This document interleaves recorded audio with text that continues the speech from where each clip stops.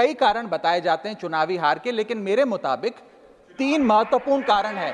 पहला कारण इकोनॉमी, दूसरा कारण इकोनॉमी और तीसरा कारण भी इकोनॉमी। रोटी हो, कपड़ा हो, मकान हो, हर चीज पे जीएसटी लगा लगाकर हमने इस देश के इन्फ्लेशन पर भी जीएसटी लगा दिया। सारी चीजें महंगी हो गई। अगर यही रफ्तार रही महंगाई की तो जितनी रफ्तार से 303 से 240 पर आए हैं, उससे तेज रफ्तार से 240 से 120 पर आएंगे। सर, अगर आप साल में 10 रुपए कमा रहे हैं तो 7 से 8 महीने की जो आपकी कमाई है वो सरकार ले जाती है। मात्र 3-4 महीने की कमाई आपकी जेब में आती है और उस पर भी अन्य प्रकार के टैक्स लगते हैं। पूरे दुनिया में इन्वेस्टर्स को इन्वेस्टमेंट्स करने के लिए प्रमोट करने के लिए इंसेंटिवाइज किया जाता है।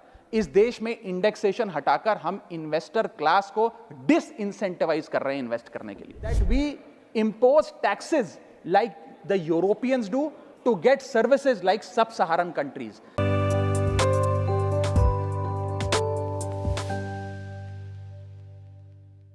श्री राघव चड्ढा जी। सर, आमतौर पे देखा जाता है 20 मिनट्स।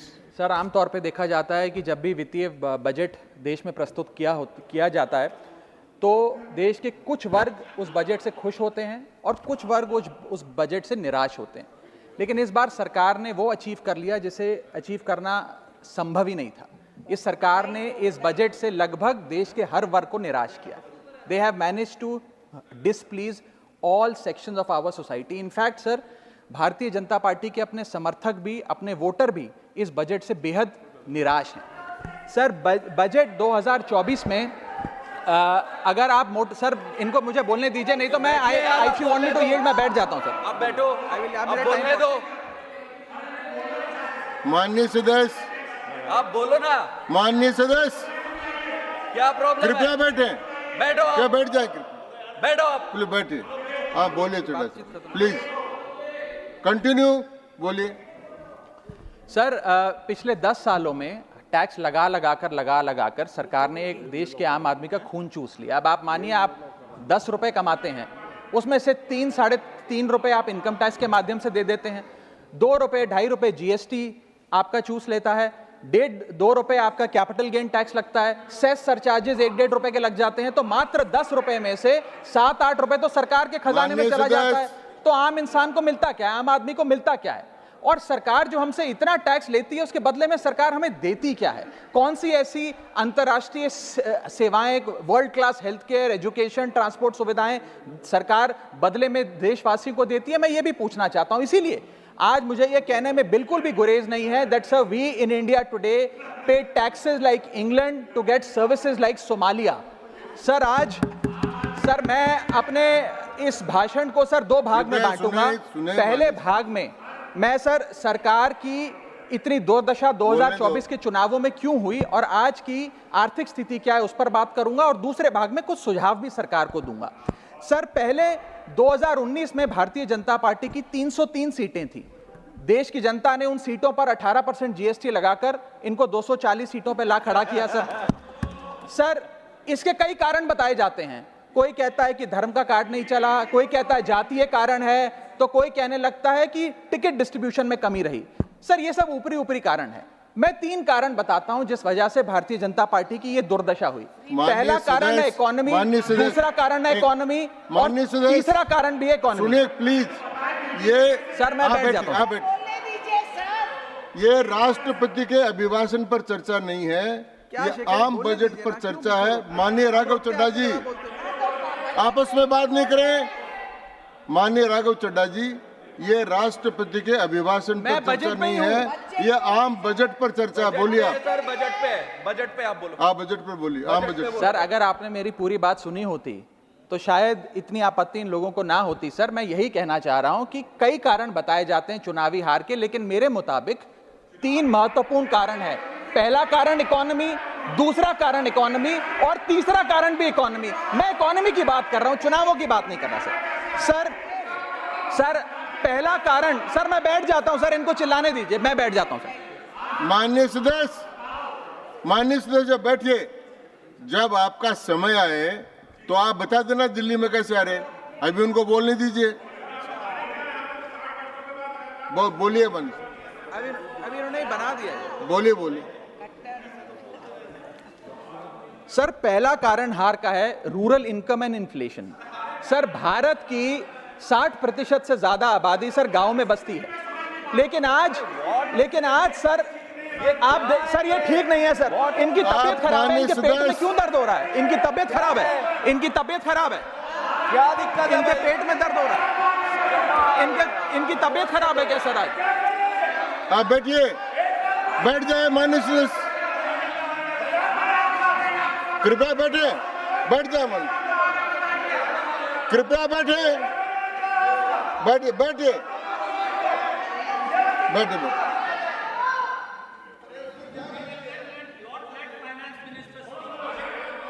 आप माननीय सदस्य डिस्टर्ब मत करें, इनको बोलने दें, आपको बोलने का अवसर मिलेगा, अब इनको बोलने दें। हाँ सर, मैंने 2.5 मिनट बोला, उसमें 5 बार इन्होंने इंटरप्ट किया है। मैं अपना समय सूद समेत इनसे वसूलूंगा सर। सर मैं आगे चलता हूं। सर इस देश में सर पहला मेरा कारण था, ब्याज की आदत ठीक नहीं है सर।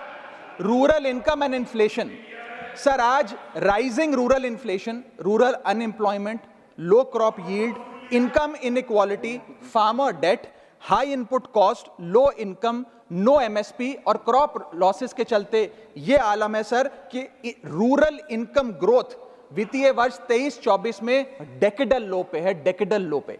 और सर इसी के साथ साथ किसानों की आय दुगना करने का वादा था, स्वामीनाथन कमीशन के अनुसार एमएसपी देने का वादा था।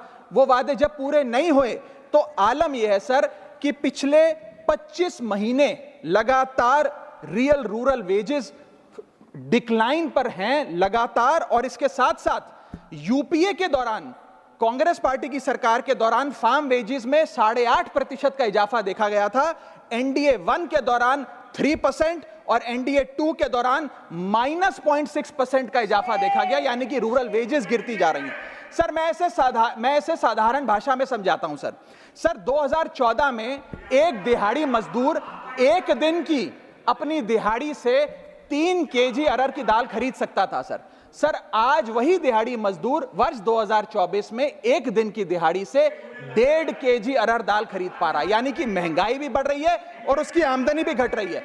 इसका नतीजा क्या हुआ सर? इसका नतीजा यह हुआ कि इनका वोट शेयर घटा, रूरल एरियाज में 5% भाजपा का वोट शेयर घटा, इनके खुद के यूनियन एग्रीकल्चरल मिनिस्टर चुनाव हार गए और 398 रूरल सीट्स में से 2019 में इनको 236 मिली थी, आज 398 सीट्स में से इस बार मात्र 165 सीटें मिली हैं, यानी कि रूरल इंडिया में इनको नकार दिया गया है सर दूसरा मेरा जो आज देश में आर्थिक स्थिति है जिसके कारण इनकी भी ये चुनावों में दशा हुई, उसका है फूड इन्फ्लेशन। सर थाली का बजट बिगड़ गया सर, आटा हो, दूध हो, चावल हो, दही हो, हर वस्तु पे महंगाई का आलम है, जीएसटी का आलम है और लगातार इस देश में फूड इन्फ्लेशन बढ़ता जा रहा है।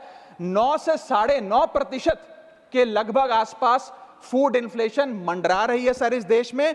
और मैं पूछना चाहता हूं सरकार से कि वो कमोडिटीज जिसमें हम सेल्फ सफिशिएंट थे, वो कमोडिटीज जिस पे हम एक्सपोर्ट किया करते थे, उसमें कैसे महंगाई घुस गई?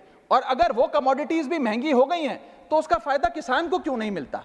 वो सारा पैसा जा कहां रहा है? ये एक बड़ा महत्वपूर्ण सवाल है सर। आटा 2014 में 21 रुपए प्रति केजी बिका करता था, आज 42 रुपए प्रति केजी हो गया है। दूध 30 रुपए प्रति लीटर के आसपास बिका करता था वर्ष 2014 में, आज 2024 में 70 रुपए प्रति लीटर बिकता है सर। देसी घी 2014 में 300 रुपए प्रति केजी पे बिका करता था, आज 2024 में 675 रुपए प्रति केजी बिकता है। अरहर की दाल 80 रुपए प्रति केजी बिका करती थी 2014 में, आज 230 रुपए प्रति केजी बिक रही है। और न जाने कितनी वस्तुओं के दाम आसमान छू रहे हैं sir.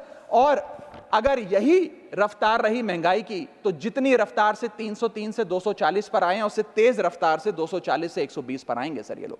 Sir third reason is unemployment, यानी कि बेरोजगारी।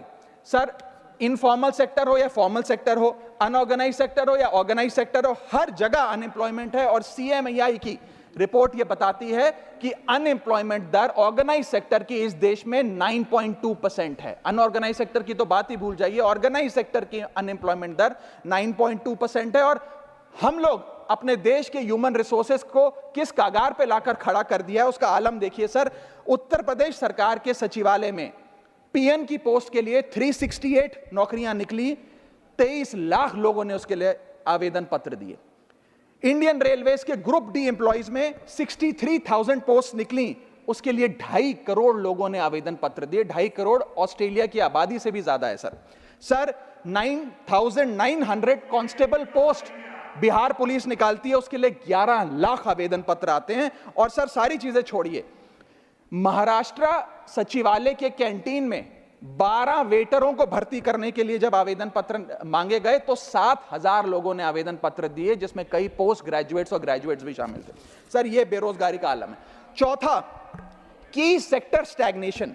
जितने की सेक्टर्स हैं इस देश में, कंस्ट्रक्शन हो, ट्रेड हो, जो इंप्लॉयमेंट क्रिएट करते हैं, उसमें एक स्टैग्नेशन आता जा रहा है। और इंडस्ट्री का इन्वेस्टमेंट जिसे कहते हैं ग्रॉस फिक्स्ड कैपिटल फॉर्मेशन, वो लगातार घटती जा रही है। और मुझे बताते हुए दुख है कि न्यू प्राइवेट इन्वेस्टमेंट वित्तीय वर्ष 24-25 के पहले क्वार्टर में 25 ईयर लो पर आ खड़ी है, यानी कि निवेश नहीं कर रही है इंडस्ट्री आज भारत देश की। सर पांचवा कारण है गिरती हुई पर कैपिटा इनकम, यानी कि प्रति व्यक्ति आय। देश के 12 राज्यों में लगातार पर कैपिटा इनकम घटी, उन 12 में से 9 राज्यों में भारतीय जनता पार्टी का वोट शेयर भी घटा। छठा कारण, decline in financial savings and rising debt burden on the Indian household, यानी कि एक औसतन भारतीय परिवार का कर्ज बढ़ता जा रहा है और उसकी सेविंग्स घटती जा रही हैं। फाइनेंशियली हम लोग फ्रेजाइल होते जा रहे हैं। और ये रिजर्व बैंक ऑफ इंडिया के गवर्नर ने खुद कहा कि सेविंग्स बैंक अकाउंट खातों में से सेविंग्स गायब होती नजर आ रही हैं। हमारा net financial savings to GDP ratio वो घट रहा है, हाउस होल्ड सेविंग्स हो वो घट रही हैं, और लगातार सेविंग्स में डिक्लाइन देखा गया। और मैं सिर्फ बुराई नहीं करना चाहता, मैं सुझाव भी देना चाहता हूं। मैं आने वाले अपने भाषण के भाग में 8-10 महत्वपूर्ण सुझाव भी सरकार के लिए लाया हूं। देश हित में, देश की अर्थव्यवस्था के हित में सुझाव देना चाहता हूं। पहला सुझाव, index minimum wages with inflation, यानी कि न्यूनतम मजदूरी आय को बढ़ती महंगाई के साथ जोड़िए। Ma'am, inflation erodes purchasing power. Inflation वो महंगाई वो दीमक है जो आपकी परचेजिंग पावर, आपकी संपत्ति को खा जाती है। इसीलिए आज मैं कहना चाहता हूं कि जैसे बेल्जियम जैसे देशों ने ऑटोमेटिक इंडेक्सेशन ऑफ वेजेस लागू किया है, उसी प्रकार हमारे देश में भी मिनिमम वेजेस की ऑटोमेटिक इंडेक्सेशन होनी चाहिए। और यहां मैं बताना चाहूंगा कि मेरे नेता अरविंद केजरीवाल जी ने, हमारी आम आदमी पार्टी की सरकार ने देश में सबसे ज्यादा मिनिमम वेजेस दिल्ली में देने का काम किया। दूसरा मेरा महत्वपूर्ण सुझाव, rework the agricultural pricing formula, यानी कि जब किसान खुले बाजार में अपनी फसल बेचने जाता है मैम, तो वहां पर एक मिनिमम रिजर्व प्राइस होना चाहिए, यानी कि उस प्राइस के नीचे किसान की कमाई नहीं होगी, किसान को उस रेखा के नीचे का दाम नहीं मिलेगा। इससे प्राइस वोलेटिलिटी से किसान बचेगा, इकोनॉमिक सिक्योरिटी किसान को मिलेगी और प्रोडक्शन में कंटिन्यूटी रहेगी। मेरा तीसरा सुझाव, legal guarantee to MSP in accordance with Swaminathan commission report. Swaminathan commission report की बात सुनते सुनते कि हम लागू करेंगे, मेरे भी बाल पक गए हैं, लेकिन आज तक लागू नहीं हुआ। मैं अनुरोध करूंगा सरकार से कि उस लीगल गारंटी को देश के किसान को सौंपे। चौथा और बहुत महत्वपूर्ण, हाथ जोड़कर विनती करना चाहूंगा, restore indexation on long term capital gain. Ma'am, पूरे दुनिया में इन्वेस्टर्स को इन्वेस्टमेंट्स करने के लिए, प्रमोट करने के लिए इंसेंटिवाइज किया जाता है। इस देश में इंडेक्सेशन हटाकर हम इन्वेस्टर क्लास को डिसइंसेंटिवाइज कर रहे हैं इन्वेस्ट करने के लिए। इंडेक्सेशन हटाना टैक्स लगाना नहीं है, इन्वेस्टर्स को पीनलाइज करने जैसा है। मैडम, मैं बताना चाहता हूं, inflation ravages the value of money.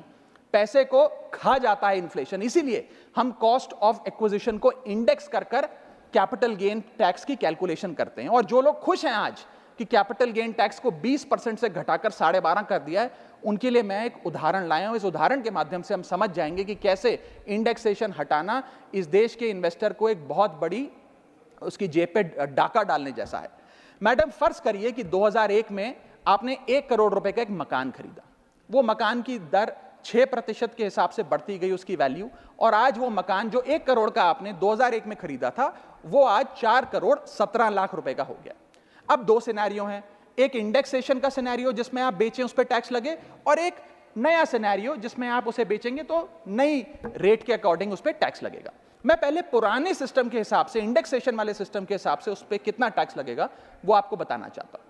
आज वो मकान जो आपने वर्ष 2001 में 1 करोड़ का खरीदा था, वो आप 4 करोड़ 17 लाख रुपए का बेचती हैं, तो आपकी सेल प्राइस 4 करोड़ 17 लाख, लेकिन आपकी purchase price inflation adjusted indexed purchase price 1 crore नहीं, लगभग 3 करोड़ 60 लाख के आसपास आती है। यानी कि आपका sale price minus purchase price, जो प्रॉफिट ऑन सेल है, वो 54 लाख रुपए होता है। उस 54 लाख रुपए पर 20% के अकॉर्डिंग आप पे टैक्स लगता है। यानी कि इंडेक्सेशन वाले फॉर्मूले से आपको कुल टैक्स 10,80,000 रुपए देना पड़ता है। मैं राउंड ऑफ करके 11 लाख रुपए कहता हूं। लेकिन जो नई व्यवस्था है जिसमें इंडेक्सेशन आपसे छीन लिया गया है, उसमें sale price 4 crore 17 lakh, cost price 1 crore, मुनाफा 3 करोड़ 17 लाख, उस पर 12.5% टैक्स, यानी कि टैक्स कुल मिलाकर आपका बनता है 39,62,000। यानी कि नई व्यवस्था में वही 1 करोड़ का मकान अगर आप बेचेंगे आज 4 करोड़ 17 लाख का, तो आपको लगभग 40 लाख रुपए टैक्स देना पड़ेगा, और पुरानी व्यवस्था में आपको मात्र 11 लाख रुपए टैक्स देना पड़ेगा। यानी कि 40 माइनस 11 लगभग 29 लाख रुपए का एडिशनल टैक्स आपको देना पड़ेगा मात्र 1 करोड़ रुपए के प्लॉट की सेल पर। यह है इंडेक्सेशन का खेल। इसीलिए indexation long term capital investments के लिए अति आवश्यक है। मैं सरकार से अनुरोध करूंगा कि उसे ना हटाएं, और आज मैं इस सदन में भविष्यवाणी करता हूं, अगर आपने इंडेक्सेशन वापस लागू नहीं किया तो 3 चीजें होने जा रही हैं इस देश में।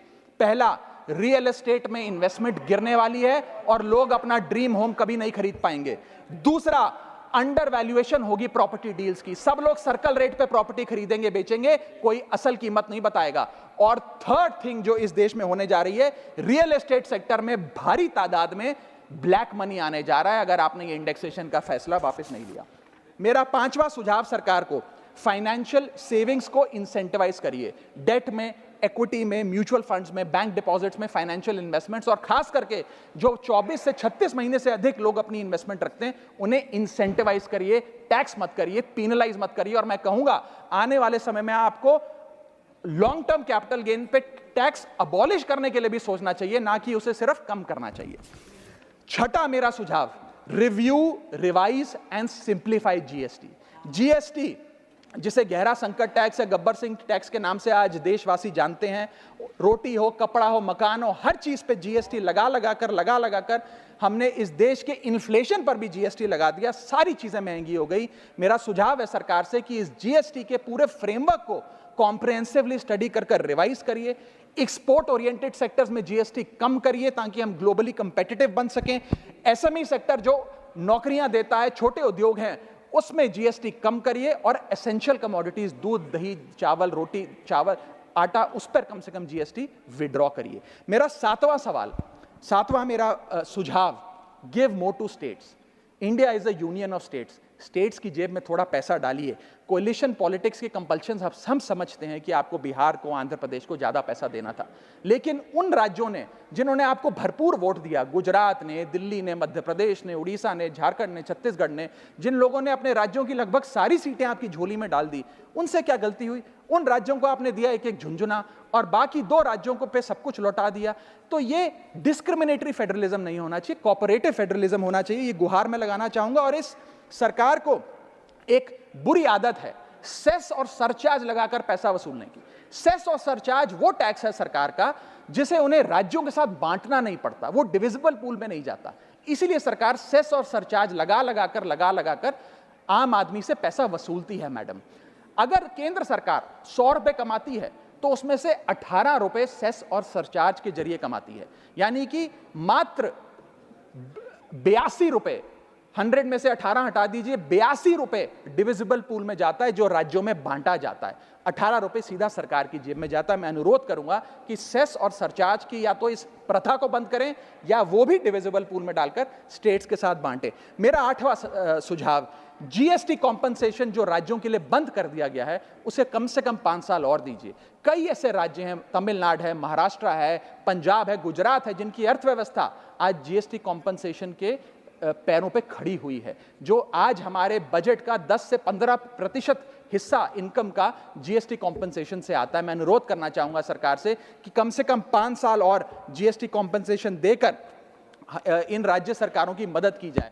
और अंत में बस मैं यही अपनी बात बोलकर खत्म करूंगा मैडम, कि इस बजट ने टैक्स बढ़ा बढ़ाकर इस देश के आम आदमी के खून चूसने का काम किया। मैं अनुरोध करूंगा कि डायरेक्ट टैक्स हो या इनडायरेक्ट टैक्स हो, इस पूरी व्यवस्था पे एक बार फिर से गौर फरमाया जाए। जो मैंने शुरुआत में कहा था उसे दोहराऊंगा, हम 10 रुपए अगर कमाते हैं तो उस पे 3-3.5 रुपए इनकम टैक्स लगता है, उस पे 2 से 2.5 रुपए जीएसटी खा जाता है, 1.5 रुपए का कैपिटल गेन टैक्स लगता है, आधे पैसे का सरचार्ज और सेस लगता है, यानी कि 10 रुपए में से 6 से 7 रुपए सरकार की जेब में चले जाते हैं। यानी कि अगर आप साल में 10 रुपए कमा रहे हैं तो 7 से 8 महीने की जो आपकी कमाई है वो सरकार ले जाती है, मात्र 3-4 महीने की कमाई आपकी जेब में आती है, और उस पर भी अन्य प्रकार के टैक्स लगते हैं। और उसके बदले में हमें कोई सुविधाएं नहीं मिलती है, ना ट्रांसपोर्ट, ना हेल्थ केयर, ना कोई इंफ्रास्ट्रक्चर, कोई ऐसे जैसे और बड़े बड़े विकसित देशों में, United states of America, United kingdom, European countries में जो हाई टैक्स रिजीम्स मानी जाती हैं, उनमें नागरिकों को सुविधा दी जाती है, लेकिन उसके बदले में दिल्ली में, हिंदुस्तान में, देश भर में कोई ऐसी सुविधा केंद्र सरकार नहीं देती है। इसीलिए यह कहा जाता है that we impose taxes like the Europeans do to get services like sub Saharan countries. मैं अनुरोध करूंगा सरकार से कि इस टैक्स फ्रेमवर्क को डायरेक्ट हो या इनडायरेक्ट टैक्स हो, उसका भी एक कॉम्प्रिहेंसिव रिव्यू करें। बहुत बहुत शुक्रिया। अगर आपको हमारा वीडियो पसंद आया हो तो बिहान इंडिया के चैनल को लाइक कीजिए, सब्सक्राइब कीजिए और अपने परिवार और अपने दोस्तों के साथ शेयर करना ना भूलें। साथ ही हमारा बेल आइकन भी जरूर दबाएं और हमारा चैनल ट्विटर, फेसबुक और यूट्यूब पे है, तो तीनों जगह अपना सपोर्ट जरूर दिखाएं।